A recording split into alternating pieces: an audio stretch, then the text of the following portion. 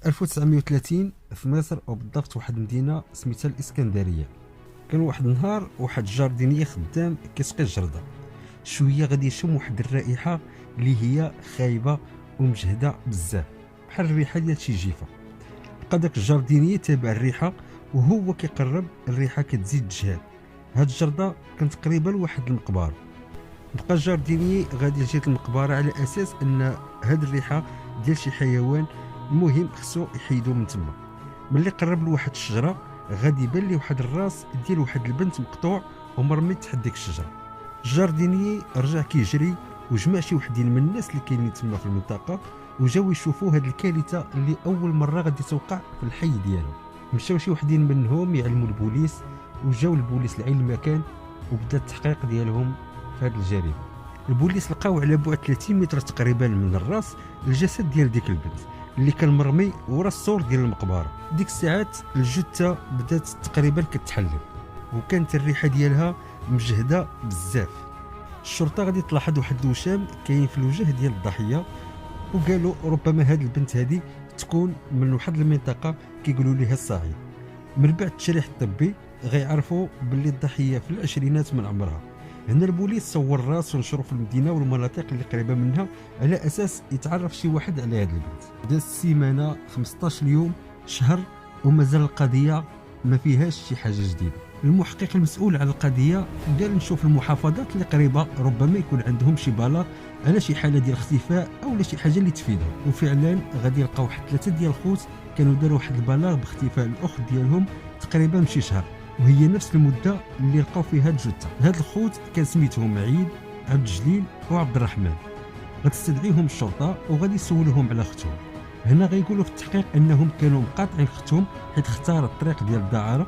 ديك الساعات تبرينا منها، ملي نتوما تبريتوا منها علاش درتوا بلاغ بالاختفاء؟ غيجاوبوا واحد من الخوت وغادي يقول ليه حنا درنا هذا البلاغ هذا بناء على الطلب ديال الام ديالنا، وغيقول ليه باللي الام ديالنا كبرات في السن وكثر عليها المرض وبغات تشوف اختنا، هادشي علاش طلبت منا اننا نمشيو نقلبوا عليها.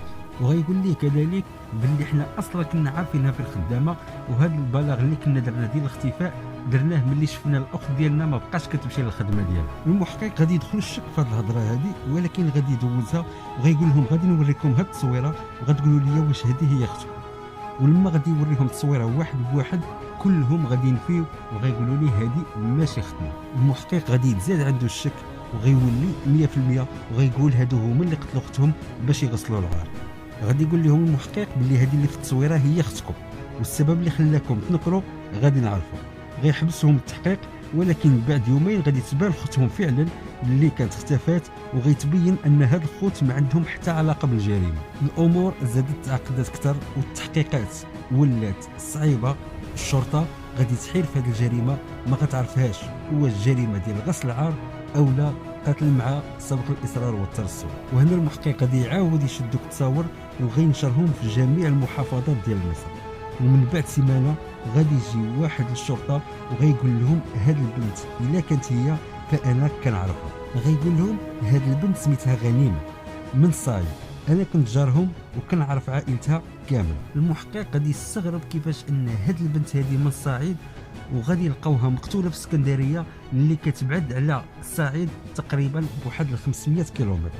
وهنا المحقق غادي يكلف اكفأ الضباط اللي عنده وغادي يقول ليه هاد الملف غادي تشدو وغتحاول تجمع ليا كاع المعلومات اللي تفيدنا في هذه القضيه. غتجيب ليا شكون هما العائله ديال هاد البنت، واي واحد بان ليك مشتبه فيه غادي تشدو وغتجيبو لعندي. وفعلا الضابط غادي يقدر يوصل للبيت ديال الغنيمه وغيتلاقى بالاب ديالها، وملي غادي يوريه التصويره غادي يقول ليه هذه ماشي بنتي. وهنا غادي تبان ليه واحد السيده غادي يمشي يسولها يقول لها واش انت الام ديال غنيمه؟ تقول ليه لا انا الزوجه ديال الاب ديالها. غيوريها التصويره وغيقول لها واش هذه بنت راجلك؟ غتقول ليه لا هذه ماشي بنت راجلي وهذه ماشي غنيمه. الضابط غادي يدخل واحد شويه الشك على ان هذه الجريمه هذه هي جريمه شرف، وان هذه البنت ماشي من اسكندريه، وحتى لا كانت العائله ديالها هي اللي قتلتها علاش غادي يجيبوها حتى اسكندريه وغادي يرميوها؟ القضيه كانت فعلا معقده. هو باقي كيفكر في هذه الجريمه حتى غادي يدخل عنده واحد الضابط واحد اخر وغادي يقول ليه هذه شي شهر تقريبا قالت كتجي عندي واحد البنت وكتقول لي باللي الام ديالها اختفت. وملي غادي يسولوا الضابط يقول لي شنو درتي، غادي يقول لي انا ما كنتش كندي على الهضره ديالها حيت كانت كتبان لي بنت صغيره، وقلت ربما كانت غير كتفلى. وهنا غادي يتعطى الامر باش يمشيو يقلبوا على ديك البنت ويجيبوها في اقرب وقت ممكن. المحقق غادي يجبد التصويره وغادي يوريها لديك البنيته وغادي يقول لها واش هذه هي الام ديالها. هنا البنت غادي تبقى تبكي وغتقول ليه هذه هي ماما. وهنا المحقق غادي يبقى يسكت في البنت ويصبرها، وملي غادي تسكت وغادي تكالما غادي يقول لها قولي لي اش سميت الام ديالك وفيك تساكنين وفين هو الاب ديالك. البنت غادي تجاوبو غادي تقول ليه الام ديالي سميتها فاطمه محمود وساكنين في واحد الحي سميتو لبان، وملي مات الاب ديالي تزوجات الام ديالي بواحد الراجل واحد اخر سميتو محمود حسين. الشرطه غادي يستدعيو محمود حسين وغيحقوا معاه، وهنا غادي يقول لهم باللي من نهار طلق فاطمه ما عاودش شافها او لا عرف عليها شي حاجه، وغيقول لهم باللي هو اصلا قد الزواج كان غير مصيد فيه. ومن بعد التحقيق غادي تبين الشرطه ان محمود ما عنده حتى علاقه بالجريمه، وغيعرفوا كذلك انها كانت مزوجه واحد السيد قبل منه سميتو عبد القادر والمهنه ديالو نجار. الشرطه غادي تدور على كاع النجار اللي كاينين في المدينه وغيسولوا على عبد القادر، وفعلا غادي يلقى. غيديو معاهم عبد القادر للمديريه وغادي يبداو يسولوه على الزواج ديالو بفاطمه. وهنا عبد القادر غادي يبدا يحلف لهم باللي ما كيعرف حتى شي وحده سميتها فاطمه. هنا المحقق غادي يجبد ليه التصويره وغيسولو وهذه واش كتعرفها. هنا عبد القادر غادي يبقى يبكي وغيقول لهم هذه مراتي هذه غنيمه.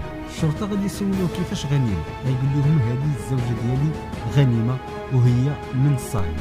هنا الشرطه ما غتبقى فاهمه والو، كيفاش ان عبد القادر كيقول لهم هذه غنيمه ومحمود كيقول لهم فاطمه، وحتى البنت ديالها سلمى كتقول لهم الام ديالي سميتها فاطمه. وهنا الضابط غادي يمشي عند الرئيس ديالو وغادي يعاود ليه القصه كامله، وغيقول له ان هذه السيده هذه عندها اكثر من هويه، حيت الزوج ديالها الاول عرفها بغنيمه والثاني عرفها بفاطمه، والبنت ديالهم سلمى حتى هي كتقول لها فاطمه.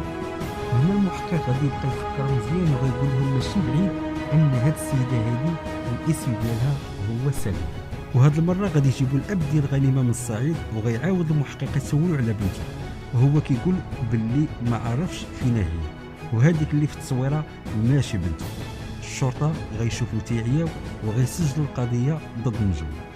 واحد النهار غيدخل واحد الراجل عند البوليس وغيقول لهم سمعتكم كتقلبوا على واحد البنت سميتها سلمى، واش شفتكم ملي جيتوا للقبيله ديالنا وسولتوا الاب ديالها وسولتوا الناس حتى واحد ما عطاكم شي اجابه وكلشي نكر باللي كيعرفوا ديك البنت؟ انا غادي نقول لكم الحقيقه كامل. غيقول لهم باللي عبد اللطيف الوالد ديال سلمى ولد شي فلوس واراضي وربي سهل عليه ودار واحد الطاحونه وخدمات ليه مزيان، ومن بعد غادي يتزوج بواحد السيده سميتها حليمه. عبد اللطيف وحليمه ما كانتش العلاقه ديالهم مزيانه، هادشي علاش كانوا كيتخاصموا بزاف، وديما كنشوفوا حليمه كتهز الحوايج ديالها وكتمشي عند الوالد ديالها. كيدخلوا الناس ديال القبيله كيصالحوهم وكيعاودوا يرجعوا حليمه للبيت الزوجيه ديالها. وهنا ملي غادي تولد حليمه البنت ديالها سلمى، عبد اللطيف غادي يجري على حليمه وغيشد البنت ديالو ويخليها. حليمه ملي غادي ترجع لدارهم ما غيتقبلوش انها طلقات وجرى عليها راجلها وغيحاولوا يزوجوها لواحد اخر. وهنا غادي تحقد حليمه على عبد اللطيف وعلى البنت ديالها سلمى، ومن بعد واحد 3 سنين غادي يتزوج عبد اللطيف بواحد السيده واحده اخرى. وهاد المره غادي يكون المشاكل ما بين سلمى وما بين زوجة الاب ديالها اللي غادي تكون ديما كتحرشوا على بنته وكتقول ليه باللي سلمى كتخرج من وراه وكتمشي تلاقى بالدراري وكتشوه ليه السمعه ديالو في القبيله. بطبيعه الحال عبد اللطيف غادي تسيق الزوجه ديالو وغيعاقب سلمى، وفين ما تجي تشكى ليه ولا تعاود ليه شي حاجه عليها كيشدها وكيعاقبها واحد العقاب عسير. واحد النهار سلمى غادي تلبس الحوايج ديال الام ديالها، وملي غتشوفها مرت باها غادي تناكر معاها وغتخاصم عليها وغتقول هاد الحوايج ما خصهمش يبقاو، خصهم يتشربوا.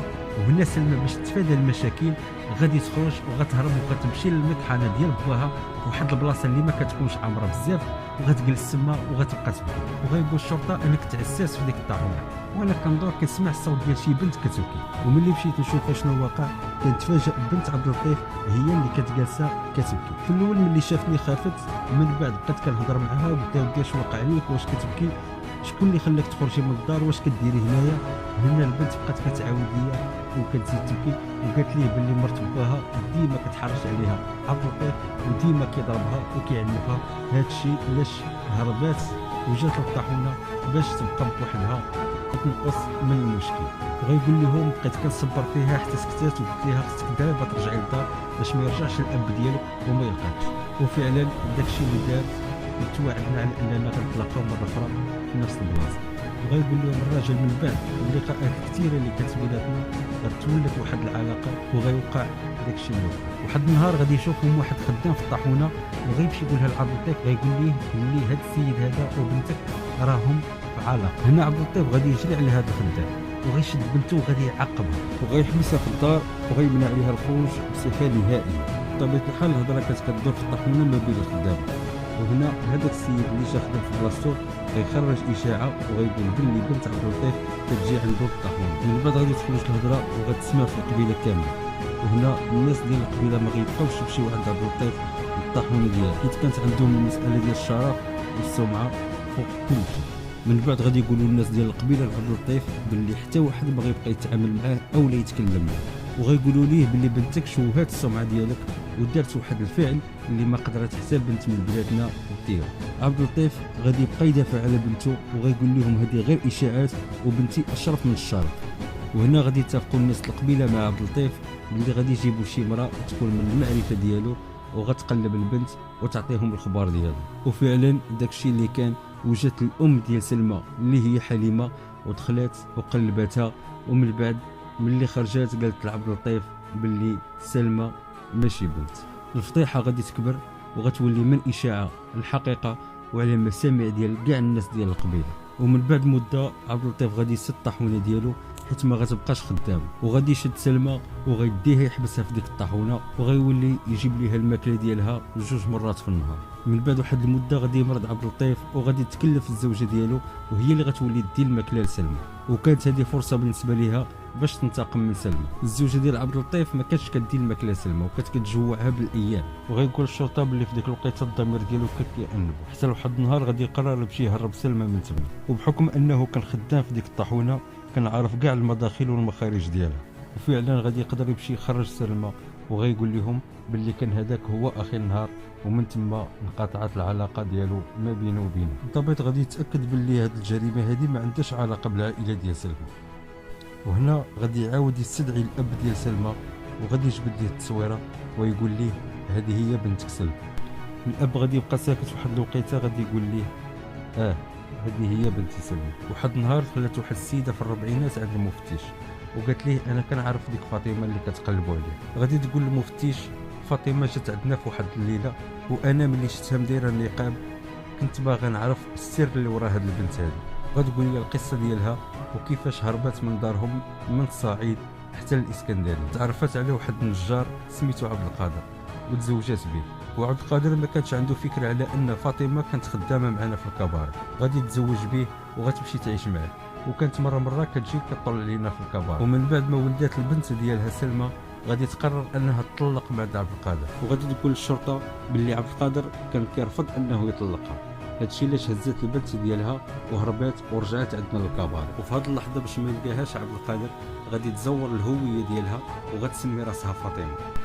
وغتقول لهم من بعد مده غادي تتعرف عليه واحد الشاب واحد اخر سميتو محمود حوسي اللي غادي تتزوج به من بعد ما تختلق القصه ديال الحمل ديالها. وهنا غادي تطلع ليها عاوتاني الحياه الزوجيه في راسها وغادي تقرر تطلق من محمود. وفعلا غادي تطلق فاطمه من محمود وغادي ترجع الحياه ديالها في الكباري وغادي تسكن في واحد الحي سميتو اللبان. وهنا غادي تقول الشرطه باللي واحد النهار غادي يدخل عبد القادر اللي هو الزوج الاول ديال فاطمه وغادي يشوفها وهي في الحاله ديالها في الكباري. وفي هذه الوقيته بان اول خيط في هذه الجريمه، وقدر المحقق بالذكاء ديالو والنباهه ديالو انه يعرف شكون وراء المقتل ديال سلمى. غادي يدور عند السيده وغادي يقول لها علاش ما جيتيش وبلغتينا من قبل.